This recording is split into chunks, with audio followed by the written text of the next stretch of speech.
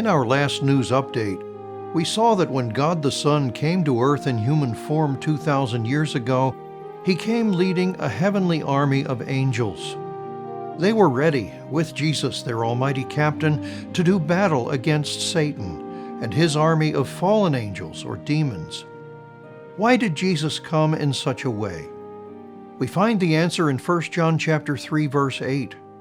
For this purpose, the Son of God was manifested. In other words, for this purpose, Jesus came into the world in visible human form. Why? That He might destroy the works of the devil.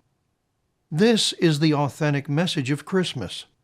Jesus came into this world to break the hold of Satan on this world at large, and on the redeemed people of God in particular.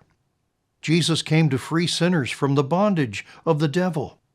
Jesus came to free sinners from the curse brought on this entire creation by the devil. Jesus came so that He may one day restore this creation to its original glory and far more. And so Christ's angelic army came with Him shouting, "Glory to God in the highest, and on earth peace, goodwill toward men." This is one of the most misunderstood and misapplied sentences in the entire Bible. Liberal preachers and secularists, and even many self-described evangelicals, twist these words to humanistic ends.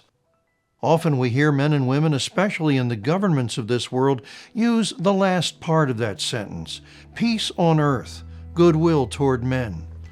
But the all-important words that begin this song of the angels, glory to God in the highest, those words have no place in liberal or secular thinking, and sadly, no place in much of the church today. Sinful man has robbed the angelic song of its true meaning. Sinful man has made it a slogan of human glory, of man's own sinful aspirations. And that is the way Satan wants it.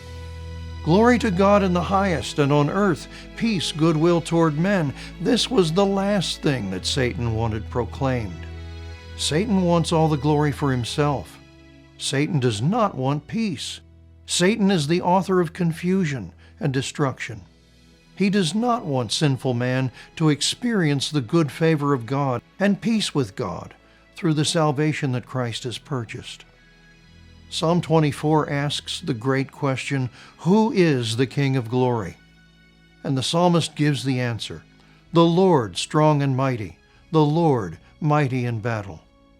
Colossians 2:15 tells us that by going to the cross, Jesus won the greatest of all victories. Having disarmed satanic principalities and powers, He made a public spectacle of them, triumphing over them in the cross. Jesus is the God whom the angels glorified, God who won the victory over the powers of darkness by coming into this world in human form, doing battle with Satan and his forces, and defeating them at the cross. Dear friend, at this time of year, I urge you to honestly face this question. Are you still under bondage to Satan today? If you are, that bondage will take you with him to the lake of fire for eternity. But at the cross, Jesus purchased freedom from that bondage and a glorious eternity of life in the new heavens and the new earth for everyone who calls on Him to be saved. Dear friend, are you saved? Do you want to know how to be saved? Please reach out to us. We would count it a privilege to explain God's way of salvation to you and to show you how you can truly celebrate Christmas for the rest of your life here and for eternity to come.